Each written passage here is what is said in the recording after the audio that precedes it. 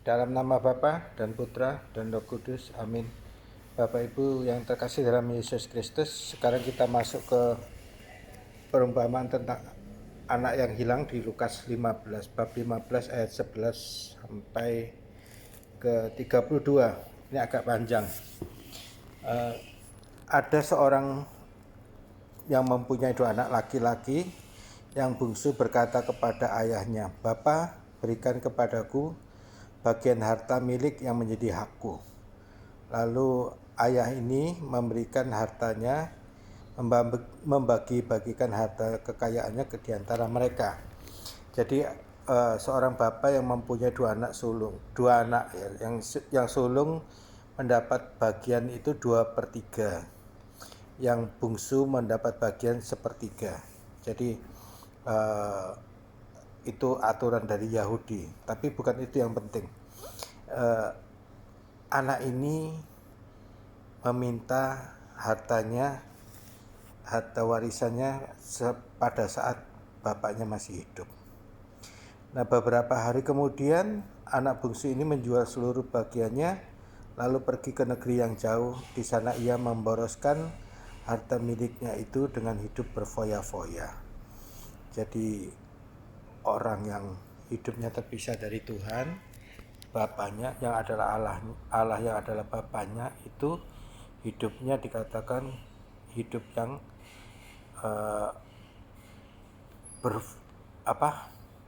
hidup dalam khayalan, dalam satu ya, dikendalikan oleh alam pikirannya sendiri. Jadi bayangannya, dia membayangkan bahwa hidup bisa hidup enak dan bebas dari segala peraturan yang ada dan seterusnya. Oke. Halusinasi ya. Dia hidup dari halusinasi. Setelah dihabiskannya semuanya, timbullah bencana kelaparan di dalam negeri itu dan ia pun melarat. Lalu ia pergi dan bekerja kepada seorang majikan di negeri itu, dan orang ini menyuruhnya ke ladang untuk menjaga babinya. Lalu ia ingin mengisi perutnya dengan ampas yang menjadi makanan babi, tetapi tidak ada seorang pun yang memberikan kepadanya. Jadi Bapak Ibu, ketika kita hidup terpisah dari Allah, dikatakan kita ini bekerja di kandang babi. Babi itu lambang kemurtatan. Nah, pada saat lapar, jadi semua orang yang terpisah dari Allah itu lapar akan kebenaran, lapar dan haus akan kebenaran. Nah, ketika hidupnya itu menjadi begitu kering, begitu kosong, dan dia mengharapkan bantuan dari dia ingin memakan ampas dari makanan babi. Jadi hasil yang dikerjakan oleh orang-orang yang murtad itu dinamakan ampas yang menjadi makanan babi. Tetapi tidak ada satu orang pun yang mau memberikannya kepada dia.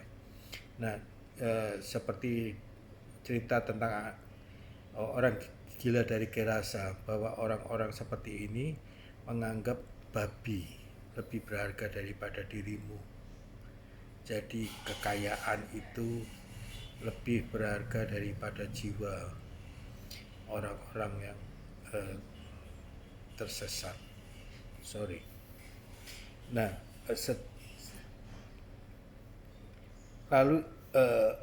lalu ia menyadari keadaannya dan berkata, "Betapa banyaknya orang upahan Bapakku yang berlimpah-limpah makanannya, tetapi aku di sini mati kelaparan." Jadi ini lihat ya, kamu adalah anak raja, dan pada saat kamu berada di rumah bersama Bapamu, makanan berlimpah-limpah, kamu tidak pernah kekurangan, dan ada begitu banyak orang upahan, yaitu malaikat-malaikat yang melindungi kamu. Aku akan bangkit dan pergi kepada Bapakku dan berkata, "Bapa, aku telah berdosa terhadap surga dan terhadap Bapa. Aku tidak layak lagi disebut anak Bapa, jadikanlah aku sebagai salah seorang upahan Bapa." Maka bangkitlah ia dan pergi kepada bapaknya, dan ketika ia masih jauh, bapaknya melihatnya dan lalu tergeraklah hatinya oleh belas kasihan. Bapak itu berlari mendapatkan dia, merangkul dan mencium dia. Kata anak itu kepadanya, "Bapa, aku telah berdosa terhadap Bapa dan terhadap surga.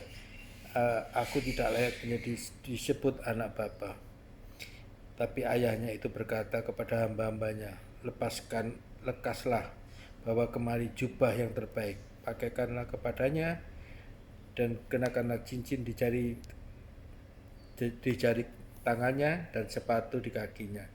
Ambillah anak lembut-lambut itu, sembelihlah dia, dan marilah kita makan dan bersukacita. Sebab anakku yang telah mati ini menjadi hidup kembali. Ia telah hilang dan didapatkannya kembali. Maka mereka pun bersukaria. Jadi itulah Allah yang digambarkan sebagai Bapa yang selalu melihat ke ujung jalan, menunggu anaknya yang hilang itu untuk kembali.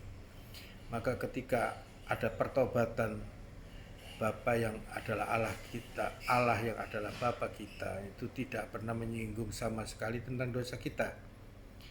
Dia memeluk kita seperti seorang Bapa yang telah menemukan kembali anaknya. Tidak ada sukacita yang melebihi itu. Jadi dia langsung memberikan kepada kita jubah sebagai anak-anak raja. Artinya martabat kita sebagai anak raja itu dipulihkan. Lalu cincin di tangan kita dimeteraikan kembali sebagai anak raja. Itu sebagai simbol yang kita tidak bisa dipisahkan lagi dari Allah yang adalah Bapa. Lalu menyembelih lembu tambun untuk bersukacita. Seluruh isi surga bersukaria dan bersukacita, berpesta karena pertobatan kita. Oke. Lalu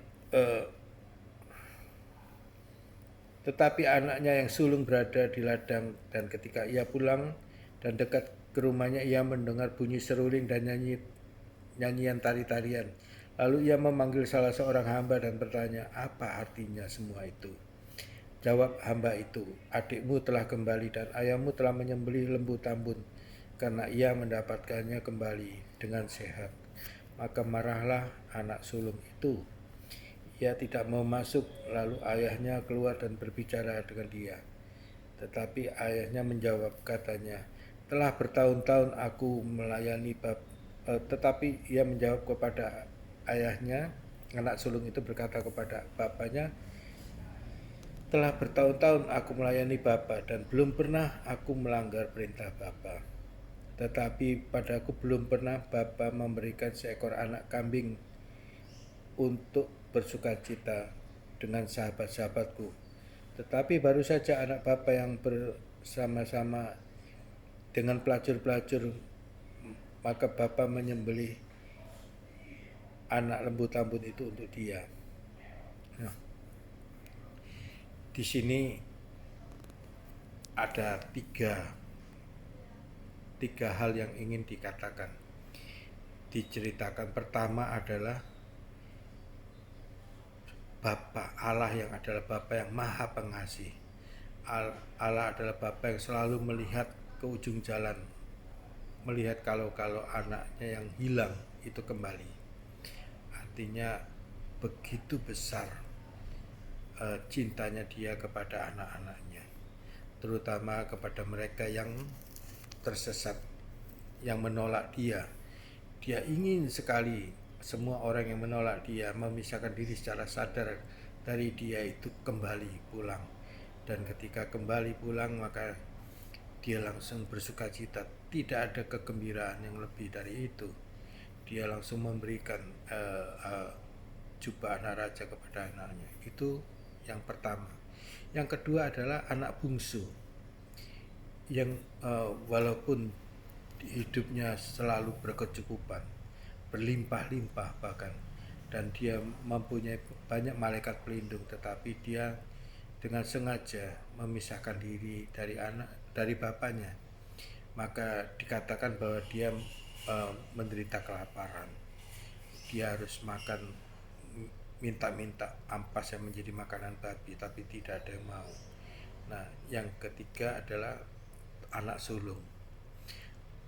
bapaknya sendiri mengakui bahwa anak ini orang baik, tetapi anaknya memposisikan diri bukan sebagai anak sulung ini memposisikan diri sebagai orang upahan, bahwa bagi dia itu pahala itu lebih penting daripada hubungan antara dia sebagai anak dan Bapa, Allah sebagai Bapa. Jadi dia merasa iri, aku sudah bertahun-tahun melayani Bapa, tapi aku tidak pernah diberikan satu anak kambing pun untuk berpesta pora dengan sahabat-sahabatku. Tetapi adik-adiknya yang baru memfoya-foyakan diri hartanya itu dengan pelacur itu Allah-Allah yang lain. Jadi kita itu berhala bukan hanya menyembah Allah yang lain, tetapi juga dengan harta, ketika seluruh hidup kita itu terfokus pada kekayaan, pada jabatan, dan menyingkirkan Tuhan, itu juga suatu berhala. Nah, itu juga dikatakan sebagai pelacur. Jadi roh-roh jahat, kekayaan, harta kekayaan, dan pikiran kita yang selalu terpusat pada jabatan, pada kemuliaan diri sendiri, itu berhala. Nah, dikatakan itu pelacur. Nah, oke, kita teruskan. Tetapi kata ayahnya kepadanya, anakku, engkau selalu bersama dengan aku, dan segala kepunyaanku adalah kepunyaanmu. Ini kita ulangi ya, sekali lagi. Ini sangat penting. Kata ayahnya kepadanya, anakku, engkau selalu bersama-sama dengan aku, dan segala kepunyaanku adalah kepunyaanmu. Jadi semua kepunyaan Bapa itu kepunyaan anak. Jadi ketika kita Allah adalah Bapa kita, maka semua milik Allah itu milik kita. Surga itu juga milik kita. Dan yang terpenting bahwa Allah sendiri itu milik kita. Nah, ini kita ulangi sekali lagi. Kata ayahnya kepadanya, anakku, engkau selalu bersama-sama dengan aku, dan segala kepunyaanku adalah kepunyaanmu. Ya, itu diingat. Semua milik Allah itu milik kita. Lalu apalagi yang kamu takutkan? Apalagi yang kamu cari? Kita patut bersukacita, kata ayahnya, dan bergembira karena adikmu yang telah mati menjadi hidup kembali. Ia telah hilang dan didapatkannya kembali. Jadi jiwa manusia yang bertobat itu jauh lebih berharga daripada seluruh dunia ini.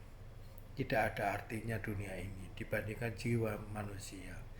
Maka ketika engkau tersesat, ketika engkau murtad, ketika engkau menyangkal Allah, maka itu menimbulkan duka cita yang luar biasa di hati Allah yang adalah Bapamu. Maka ketika engkau bertobat, maka Allah yang adalah Bapamu tidak pernah sekalipun menyinggung tentang dosamu. Dan kamu, martabatmu sebagai anak-anak Allah dikembalikan lagi. Amin. Kemuliaan kepada Bapa dan Putra dan Roh Kudus, seperti pada permulaan, sekarang, selalu, dan sepanjang segala abad. Amin. Dalam nama Bapa dan Putra dan Roh Kudus. Amin.